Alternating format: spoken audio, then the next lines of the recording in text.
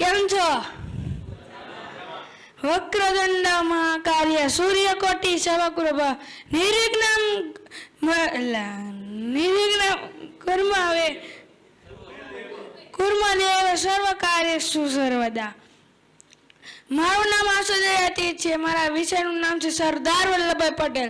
સરદાર વલ્લભભાઈ પટેલ એક ભારતના રાજકીય અને સામાજિક નેતા હતા. તેમનો જન્મ 31 ઓક્ટોબર 1875 રોજ નડિયાદમાં થયો હતો. સરદાર વલ્લભભાઈ પટેલે દેશની સ્વતંત્રતાની લડતમાં મહત્વનો ફાળો આપ્યો તેમજ અખંડ સ્વતંત્ર ભારતના એડીકરણનું નેતૃત્વ કર્યું. ભારત અને દુનિયાભરમાં તેઓ સદાના નામથી સંબોધાય છે. તેમજ એના ટ્રેન મનોબળના કારણે તેઓ લોખંડી પુરુષ તરીકે પણ ઓળખાય છે.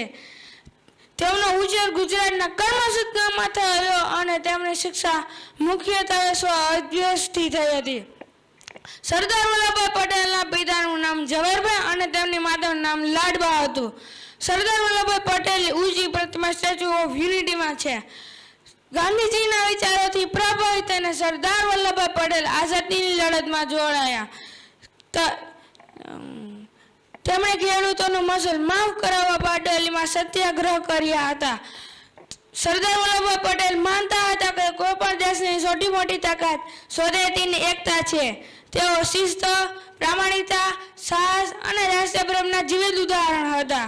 તેમનું સમગ્ર જીવન આપણને શીખવે છે કે દેશ સહિત હંમેશા વ્યક્તિગત હિતથી મોટું હોય છે, પરંતુ તેમના મનમાં માત્ર પોતાની સફળતા નહીં, દેશની સેવા કરવાની ભાવના હતી.